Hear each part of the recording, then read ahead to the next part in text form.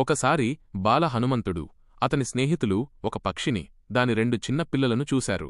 ఆ పక్షులు ఆకలితో ఉన్నాయని గమనించిన హనుమంతుడు వాటికోసం ఆహారాన్ని తెచ్చి తన స్నేహితులతో కలిసి తినిపించటం మొదలుపెట్టాడు. ఇది చూసి అందరూ చాలా సంతోషించారు.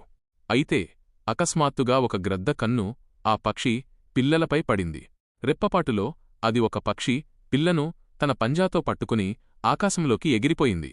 ఇది చూసి హనుమంతుడు అతని స్నేహితులు ఆందోళన చెందారు.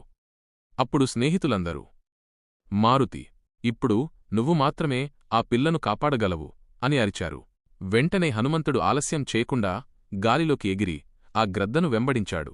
హనుమంతుడి వేగాన్ని చూసి భయపడిన ఆ గ్రద్ద పక్షి పిల్లను వదిలేసింది. ఆ పిల్ల కింద పడుతుండగా హనుమంతుడు దాన్ని గాలిలోనే తన చేతుల్లోకి తీసుకుని రక్షించాడు. చివరికి ఆ పిల్లను సురక్షితంగా తీసుకొచ్చి గూటిలో ఉన్నవాళ్ల అమ్మ దగ్గర చేర్చాడు. హనుమంతుడి సేవాగుణం నచ్చితే మన ఛానల్కు సబ్స్క్రైబ్ చేసుకోండి. కామెంట్లో జై శ్రీరామ్ అని రాయండి.